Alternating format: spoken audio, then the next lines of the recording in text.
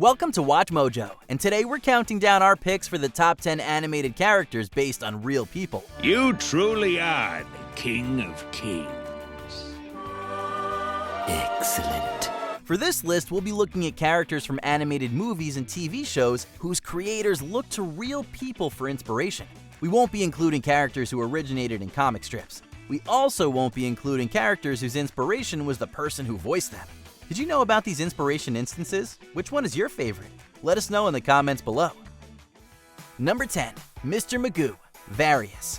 Although he's not nearly as popular as he once was, Mr. Magoo is still a delightfully quirky character. Which way to Hodgepodge Lodge? Can't you read the sign? Well, certainly I can read the sign. What does it say? Straight ahead. Debuting in 1949, this old man is always getting into dangerous shenanigans that nearly get him killed due to his severe nearsightedness. Co-creator and animation director John Hubley partially based Magoo on his uncle, but he also looked to comedian W.C. Fields for inspiration. Hang on, Waldo. I'm gonna give it full throttle.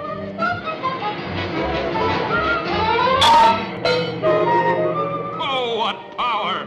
How did you like that, boy? Although personality didn't play into the creation, the resemblance is uncanny, particularly Fields' jowls, nose, and eyes. Fields turned out to be a perfect model.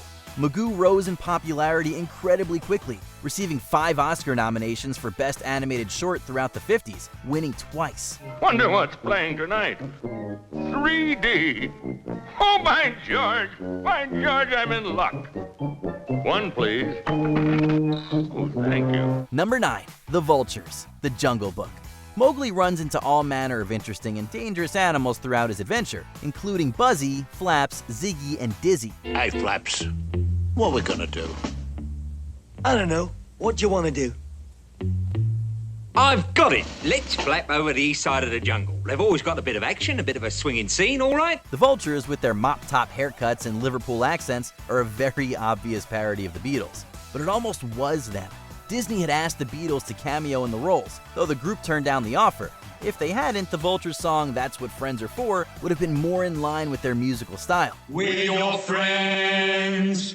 We're your friends. We're your friends to the bitter end.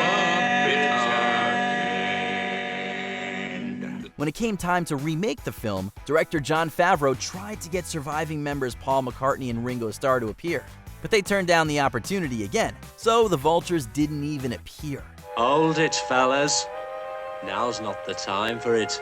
Number 8, Chucky Finster, Rugrats.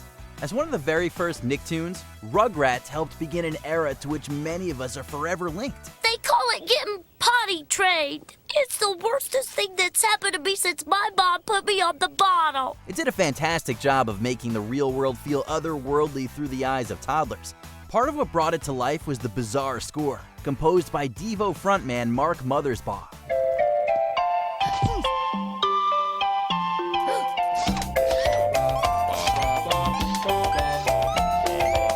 The creators were apparently so grateful of Mothersbaugh's work that they based a character on him.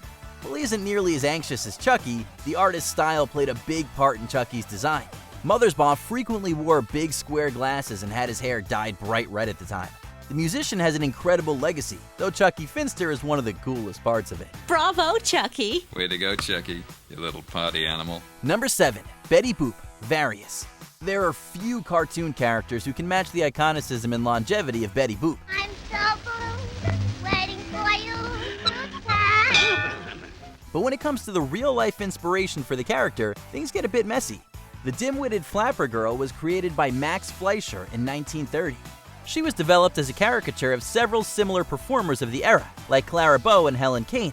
Is that clear, Miss Lane? I think it's perfectly wonderful.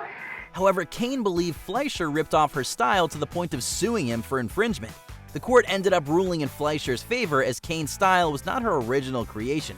Among testimonies from similar performers, evidence was given that showed Kane had constructed her style after seeing the act of an African-American performer, Esther Jones. Tweet, tweet, tweet, wah, wah. Oh, how am I doing? Hey, hey! Number 6, Aladdin. From its songs to its humor, Aladdin is one of the most beloved releases in Disney's long catalog. Hi, where are you from? What's your name? Aladdin. Aladdin! Hello, Aladdin. Nice to have you on the show. And it has a charming, adventurous hero at the heart of it. Before everything was finalized, Disney thought of making its central character much younger. At first, he was made to resemble the boyish Michael J. Fox, but supervising animator Glenn Keane and his team ultimately decided this wasn't good enough. Well, how about that, Mr. Doubting Mustafa? Oh, you sure showed me. Aladdin was aged up with the animators taking elements from Tom Cruise instead. It's hard not to see the resemblance after knowing it, from the infectious confidence to the winning smile. You feel a little bad for Michael J. Fox, as having a beloved Disney character based on you has gotta feel pretty great. Let's work with me here.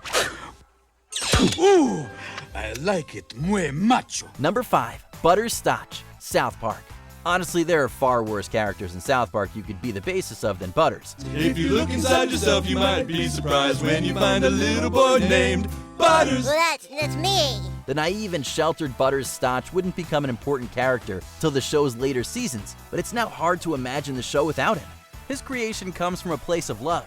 He's based on Eric Stow, who has been the show's producer and animation director since its inception. Oh, sweetie, are you leaving? Well, I don't want to, Lexus, but my stupid friends want to go. Aw, well, when am I gonna get to see you again? When do you want to see me? As soon as possible. Oh my God! Stow has been friends with creators Trey Parker and Matt Stone since before the show existed. In addition to Butters' upbringing, his name comes from an actual nickname given to Stow. Parker and Stone used to call him Little Buddy, which eventually evolved into Butters. Attaboy, Butters! You're a man now. All right, Butters, good job, Butters. Number 4, Ariel, the Little Mermaid. Even among Disney's princesses, Ariel is one of the most beloved. Someday I'll be part of your world.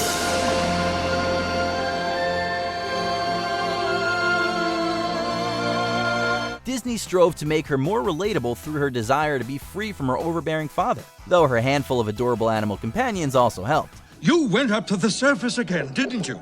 Didn't you? Nothing happened. Oh, Ariel, how many times must we go through this? For her appearance, Disney drew literally from Alyssa Milano, who was starring on the sitcom Who's the Boss at the time. Glenn Keane, who would use Tom Cruise as inspiration for Aladdin not long after, used photos of Milano from the show for Ariel's face and hair. As a way to thank her for helping bring Ariel to life, Disney asked Milano to host the Making of the Little Mermaid TV special, which she accepted. For the next half hour, I'll be giving you an inside look on how the film was made. You'll meet some of the talented people that created the film, and you'll see some great scenes. Number 3, Mr. Burns, The Simpsons. There are a ton of characters from The Simpsons who are based on real people. Rainier Wolfcastle is clearly a parody of Arnold Schwarzenegger. Hey, Nutneck, your shoe's untied. From here they appear to be tied, but I will go in for a closer look. For the money-hungry Mr. Burns, things got a little more personal for creator Matt Groening. Groening based him partially on the mannerisms of his old high school teacher, Mr. Bailey. I'm afraid we have a bad image, sir. Market research shows people see you as something of an ogre. I ought to club them and eat their bones. However, Burns' greed comes from oil tycoon John D. Rockefeller. As far as his appearance goes, animator David Silverman looked to Fox founder Barry Diller. Not a very flattering depiction. Silverman also modeled Burns' body after the praying mantis, which is clear in how Burns positions his hands. Es muy bueno. Oh, it's hopeless. I'll have to play myself. All of these features combine to create one of the show's best supporting characters. Number 2, Edna Mode, The Incredibles. In a Pixar film packed with superpowered characters, it's remarkable that their costume designer became one of the most popular. No capes! No, go on. Your new suit will be finished before your next assignment. Part of it is thanks to director Brad Bird's hilarious performance. Bird has denied that any one person inspired Edna's creation, but there are several obvious influences. She was designed as a mix of James Bond's Q and Edith Head, an 8-time Oscar-winning costume designer. Edna's look is extremely similar to Head. Artist and co-designer of Edna, Teddy Newton, also stated that 1995's Unzipped was helpful. And what gets annoying is actually when it becomes like a giant puzzle and things have to be taken out for certain reasons. and things have to be added in this very kind of clever way, that's when it becomes a little bit grating on my nerves, because it's no longer about creating a look, it's about creating a show. The documentary chronicles the strenuous behind-the-scenes of fashion industry icons Isaac Mizrahi and Polly Mellon. Regardless of where the inspiration came from, we're just grateful Edna exists. I'm sure your gratitude is quite inexpressible. Don't ask me to do it again, darling. My rates are far too high. Before we continue, be sure to subscribe to our channel and ring the bell to get notified about our latest videos. You have the option to be notified for occasional videos or all of them. If you're on your phone, make sure you go into your settings and switch on notifications.